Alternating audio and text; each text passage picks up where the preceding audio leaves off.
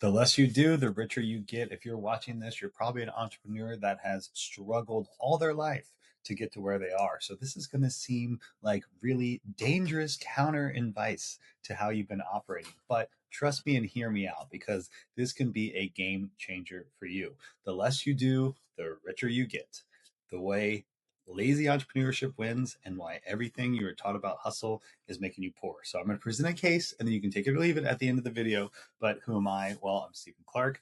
I have used radical self-analysis and EMDR and other therapy modalities to uplevel my life, and I want to share what I've learned in my journey and what I'm still continuing to learn.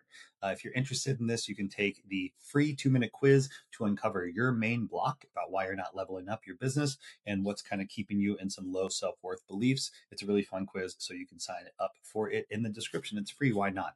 Okay, so in this video, we're going to go over quite the laundry list of fun little goodies, but the hustle lie, the Pareto trap, the 4 levers, how to eliminate, automate, and delegate, and the compounding secret, and how you build your own lazy system. So the boring secret of building wealth is not that boring. Actually, it's no secret. That's the secret. And you probably have a natural inclination to work this way anyway, but you haven't. You haven't been. And it probably will feel uncomfortable and stressful to even accept the ideas that we're going to talk about here, but just sit with them. You can discard them later, or you can adopt them because it might be very, very interesting.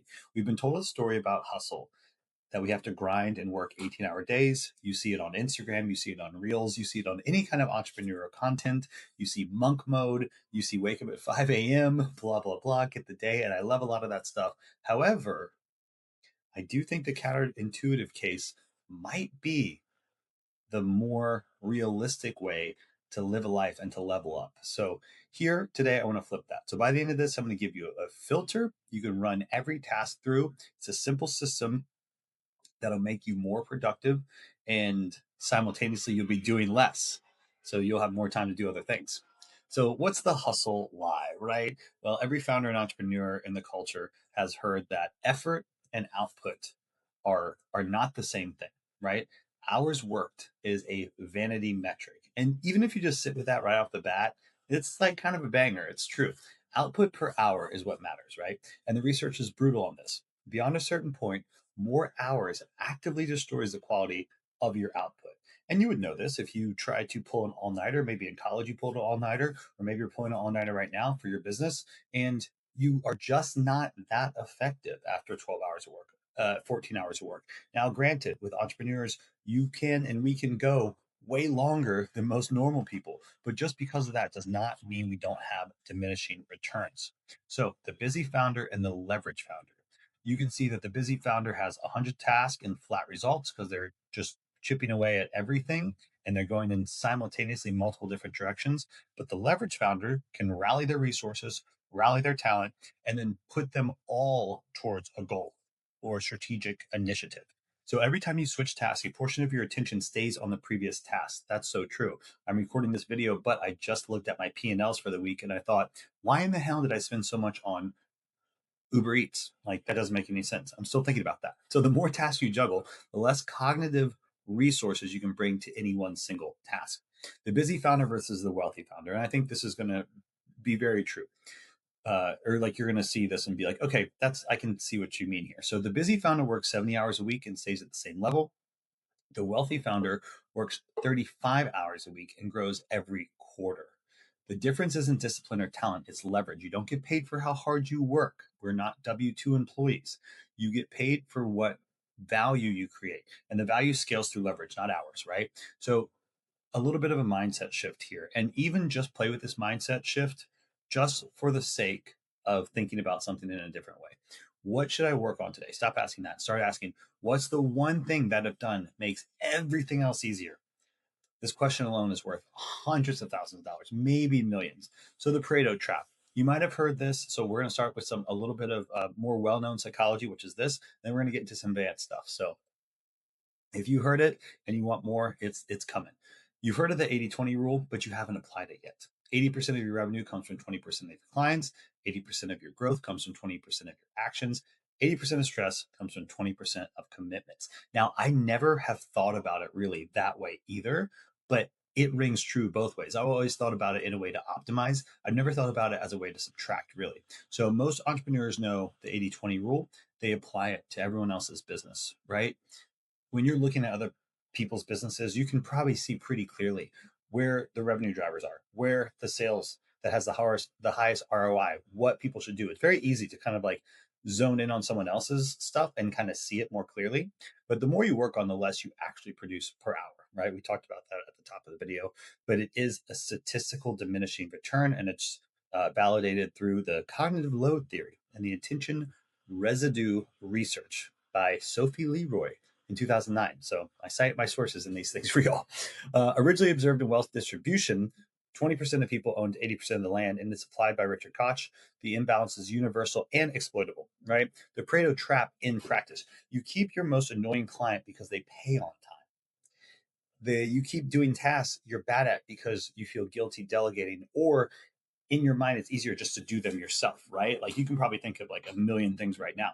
You keep saying yes to meetings that have zero ROI and your actual goals. I think like somewhere in the body, you know this too, but there's a lot of different reasons about why you don't act on what you know. So list every major activity you do in a week, mark the 20% generating 80% of results of revenue. Ask what would happen if I eliminated everything else, just as a frame, just as like a creative prompt, right? You don't have to do it, but just think that way. The answer is almost always nothing bad and probably a lot more money. Okay. So the four levers. Every wealthy person you've ever admired used one of these four levers, usually more than one. A lever is something that multiplies your output without multiplying your time. Now, this is where all the founders books written by famous entrepreneurs, founders, etc., game changers, all do this, right? They use levers to increase their leverage. I sound like Oprah. You can put that on a t-shirt. Maybe I'll sell t-shirts. Use lever to increase your leverage. Labor doesn't scale, leverage does, right? So these are the four levers of the lazy wealthy nowadays. You have people. So delegate once and they can run everything. I gotta change my camera. You have a camera, which I'm dealing with right now. No, you have capital. So money working while you sleep. I'm a real estate investor, so I use people's money to multiply more money, but I use people's money and I go work my ass off and then I give it back to them with a price tag on it. And they didn't have to do anything for that. They're using me. Uh, and they're the right they're on the right path. Media, you say it once, it reaches millions, or it reaches hundreds, but they're still the exact core audience that you're trying to target, which is great because the algorithms are so good. And then code, build once, sell forever. So breaking each one down. Code is softwares that run while you sleep. A system you build once operates indefinitely. For most entrepreneurs, it's a CRMs, automations, SOPs, workflows. I love that. And this is where kind of the EOS operating system comes. So if you're a visionary, then you need like an implementer and vice versa. So the implementers are really good with codes and systems. This is why you need one, because it increases your leverage, right? So every hour you spend building a system is buying back every future hour that task would have had, and if you would have taken it, right? Media. This is where I'm at. This is what I love. You say something once, it reaches 10,000 people, then 100,000 while you're doing something else, which is pretty cool if you think about it. It's free advertising, negative TAM. Content is the highest ROI activity for most entrepreneurs who aren't using it yet. I have a whole other video on this channel about yapping and how you can yap to leverage, um, free advertisement in your business. You can watch that. But for right now, the video is leverage. One recording, unlimited reach, compounding over time. Really amazing. So capital is money working for you. You can do that with investments. You can do that in deploying it to an entrepreneur or a founder. The goal is build until capital income exceeds labor income. That's the game, right? That's financial independence. That's fire. That's retire early. People, delegation is not giving up control. This one's hard. It's buying back your most valuable resource, your attention and your time. The hours that are non-renewable, non-refundable is your time. So every task you do that someone else could do at 80% is costing you the 20% you can do. How do you make sure they're hitting the 80% though? Well, you have your code and your systems. So you're the highest leverage asset in your business. Act like it. And this is where I like to do like EMDR and therapy and all that stuff. And I actually have a video coming out about this as well. But this is where it gets a little tricky for some people, because a lot of founders and a lot of entrepreneurs have some low self-worth beliefs. They have imposter syndrome. They are kind of scared to show up in their full capacity, and they have some internal blocks around it, which is another great reason why you should go take the quiz. But they have those internal blocks, and those internal blocks keep them stuck, right? They keep them, and why that's important, because it keeps them from seeing themselves as the highest leverage asset that they have. So if you are your highest leverage asset, you have to kind of view yourself like that and believe it, because when you believe it, you start to see how you can utilize yourself in a higher capacity, right? So I really love that concept. It's kind of a thinker, but it is a good concept. Fortunes require leverage. Business leverage comes from capital, people, products with no marginal cost of return. I believe that's what it says. The most interesting and powerful form of leverage is products with no marginal cost of replication, which is all those things we talked about. So what do we do with all this information? If you're bought in on this and you understand it, you're like, you know what, I'm picking up what you're putting down. I think you might be right, Stephen. Well, this is what you do. You eliminate, automate, and delegate. This is the only filter you need for your task list. Most entrepreneurs have to-do lists. I know I do. I'm still bad about this. I'm working on it. Wealthy entrepreneurs have elimination lists. So the goal is not to complete your task. The goal is to shrink it until uh, only the irreplaceable remains. Now, I have a very wealthy friend his family has been wealthy for 3 generations, and he does this really, really well. I get kind of annoyed with him because I like starting things. I like running fast in one direction. I just want to pick up the phone. I just want to move and get things done. And he kind of operates like a tanker ship, very calm, very relaxed, an expert at eliminating, automating, and delegating. So this is your task list. You need to put them into eliminate, delegate, or do it. Use this filter. Eliminate first. Ask, what does this actually need to happen at all? Like, doesn't need to happen at all. Most meetings, reports, etc. doesn't. The best productivity hack is deciding something doesn't need to be done. I'm gonna say that again because it's worth underscoring. The best productivity hack is deciding something doesn't need to be done. Isn't that interesting? So automate second. If it has to happen, does it have to happen with you in the loop? Email sequences, appointment booking, follow-ups, invoices, reporting. This is tough though, especially if you're running an organization that's a sales organization, or that sales is super important, which is a lot of organizations. You want to make sure that you're in the loop. You don't want to miss anything. You don't want to mess up a client, but it is essential if you do want to optimize your life and not just your business. It is essential to figure out how to work yourself out of that. So every hour you spend on something a $50 a month tool can do is $50 a month theft from your future self. So delegate is third. If it can't be automated, can a person do it instead? Not can they do it as well as me? You'll never find someone, nor should you expect to find someone that works as hard as the founder or the entrepreneur. Kind of crazy to think about. That shouldn't be the goal. Maybe multiple people can come together and cumulatively equal one of you, but people get really upset when they try to hire one person to take over what they've been doing, and that person wants to like go home and be with their family during the day. And they're like, well, why didn't they put 13, 14-hour days in like I did? And it seems clear to you, but it's not how that works. That's an entrepreneur job to do. But just because it's your job to do in the beginning doesn't mean it's your job to have for the rest of your life. So you have to understand that other people aren't going to work like you. Do it yourself last, and only this. Things only you can do, things that compound, things that require your unique judgment, relationship, or voice, right? Treat yourself like that higher asset. Think of yourself like that. If it doesn't meet that bar, it goes back through the filter. I love that. It's things that compound, I really love. Every Sunday, write your task list for the week. Run every item through eliminate, automate, delegate, or do. Your personal to-do list should have 3 items, maximum 5. If everything is important, nothing is. So what's the compounding secret? So the compounding secret is what no one tells you about boring things being boring and operating in a boring way. Boring compounds. Exciting doesn't. The entrepreneur chasing the next shiny thing resets to 0 every cycle. Isn't that so true? Haven't you done that and seen that? I've done that. I had a very successful YouTube business and I walked away from it.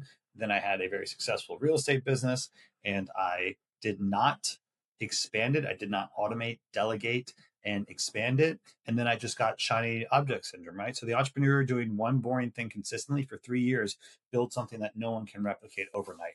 Very true. You know that, you see this in the gym, right? If you show up to a regular habit in the gym, your body gets trained and you have muscle memory. So when you take off and then if you jump back into it, you are starting from an already advanced foundation, whereas someone starting from zero does not have that same thing.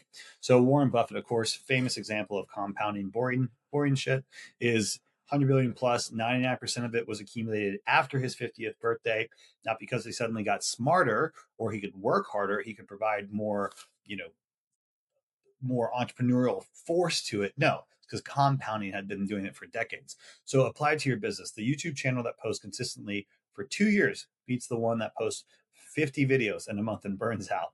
The wholesale operation with consistent outreach beats the one that's sprinting in Q1 and vanishing by Q3. Social media agency that keeps 10 clients happy beats the one always chasing 20 new ones. The most powerful force isn't motivation or talent. It's consistently compounding over time. That's it. That's the whole strategy. So it's so true. So how do we build your own unique lazy system, and how do we leverage all these principles and science to work for you so you can harness it for a greater, more optimal, beautiful life? So lazy entrepreneurship is not passive. That's what I think a lot of people will look at this and understand, like, oh, you're just like hands off and like that's it and you quit. No, it's intentional. It's very intentional. It's disciplined to say no to 80%. So you can be fully present for the 20, right? The 20, there's a great book about this. 10X is better than 2X. Fantastic book by Dan Gilbert or something like that. No, Dan Hardy. Yeah, something like that. Fantastic book. It's building systems so you're not the bottleneck in your own business. It's protecting your attention like it's the most valuable asset you own, because it absolutely is. Once again, if you don't have a high self-worth, believe in yourself, you're not going to identify yourself as the number one asset in the business. You're not going to look at yourself that way. And you need to look at yourself that way because it's objectively true. And you need to formalize your life to service that main asset, just like you would if you had a key star employee, right? Or a key star marketing channel that was bringing in a lot of money. The lazy system in practice: protect your peak hours. Your first 2 to 3 hours a day are your highest cognitive value time. Don't fill them with email. Do deep work first, admin second. Never meetings in the morning, which is bad because I do that all the time. Non-negotiable. Protect it like you're like a meeting, like you're meeting a biggest client. Like, make that time with yourself your protectable assets or your protected assets. Default to no. I like this. This one's hard for a lot of different reasons. And I can kind of look back on my own life and say, you know what, I said yes last summer to going to 2 weddings. I wish I wouldn't have, because I was really in a good space with work. And then I went and got derailed and then put myself back another 2 months. And like, that's not good. So every yes is a new commitment, is a no to your existing leverage activities. So before saying yes to anything new, does this compound or does this just create more noise? Wealthy founders are boring at dinner parties. They do one or two things very well for a long time. Build the business around your absence. If your business stops when you stop, you don't have a business, you know that. You have like a job. Your system, you build a version of you running 24/7 with your system, which is really, really great, right? So you can test. Does your business run 2 weeks without you? If not, then you have a job. Mine is a job right now. So we're working on this in real time. Measure output, not activity. We just talked about this in the last video too. My inputs, did I hit my inputs for the day, and not really worry about if the outputs came the way you wanted to, or if the outcome came the way that you wanted to. So end every day with one question: did I move the needle on one thing?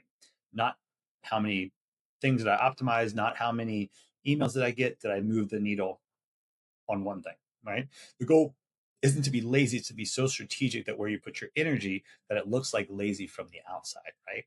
The entrepreneur who succeeds by doing so, by working on the business, not in it.